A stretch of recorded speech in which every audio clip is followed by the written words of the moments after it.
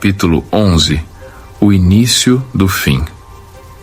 Miriam e eu estávamos enfrentando dias difíceis, cheios de brigas, acusações e ressentimentos. Decidimos que talvez fosse hora de intensificar nossa busca por Deus, tentando encontrar na fé uma saída para a crise que consumia nosso casamento. Foi assim que, por convite de uma amiga dela, decidimos visitar uma igreja nova. Não era o tipo de igreja que me agradava.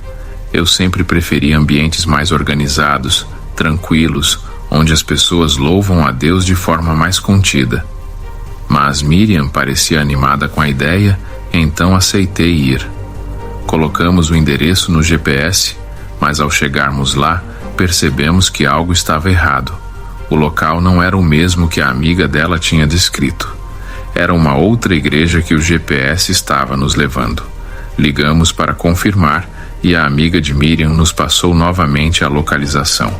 Colocamos no GPS outra vez, demos voltas e, inacreditavelmente, acabamos no mesmo lugar. Após 3 tentativas, decidimos entrar naquela igreja onde o GPS nos havia levado. Logo que entrei, fiquei desconfortável.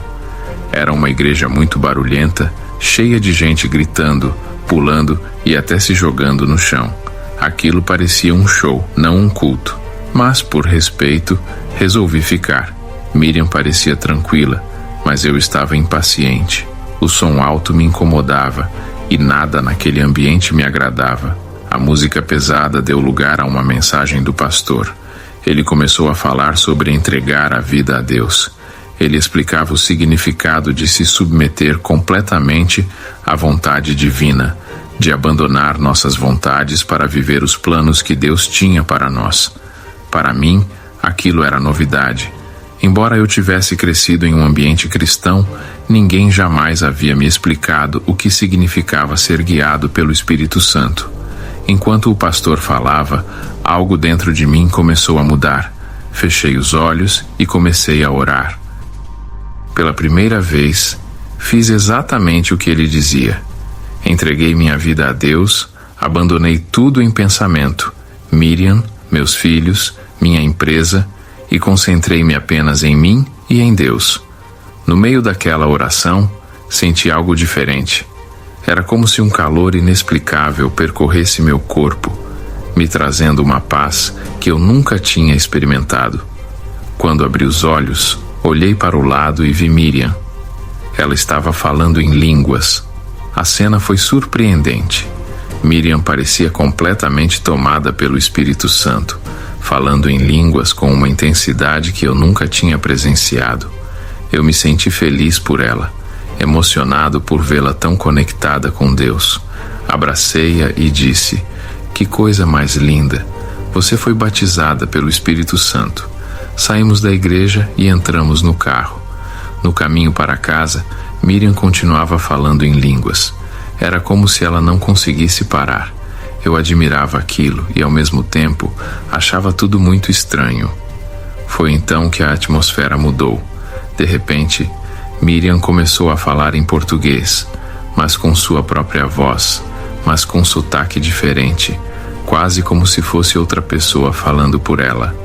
Suas palavras eram carregadas de críticas pesadas contra mim. "Você não cuida dela como deveria", ela dizia, referindo-se a si mesma na terceira pessoa. "Você não é um bom marido. Você tem que cuidar mais da Miriam, cuidar mais da sua família."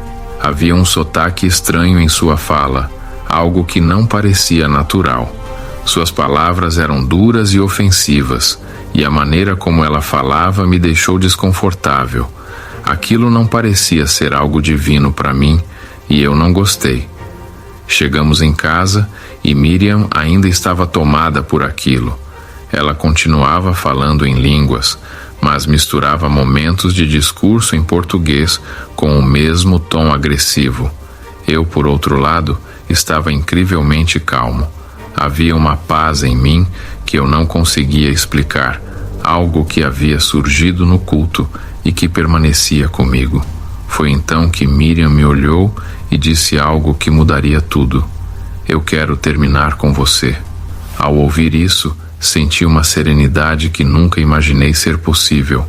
Não houve desespero, nem raiva, nem dor, apenas paz.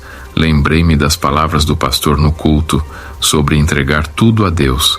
Mesmo diante da possibilidade de perder minha esposa e meus filhos, senti que aquilo era o que tinha que acontecer. Ela continuou: eu quero voltar para Portugal. Quero levar os filhos comigo. Nunca mais quero te ver. Minha resposta foi direta, quase automática. Tá bom, pode ir.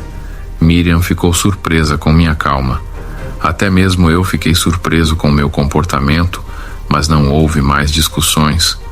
Naquele momento, eu sabia que algo maior estava acontecendo. Eu havia entregado tudo a Deus e, de alguma forma, sabia que Ele estava no controle. Eu comecei a ser guiado pelo Espírito Santo aquele dia.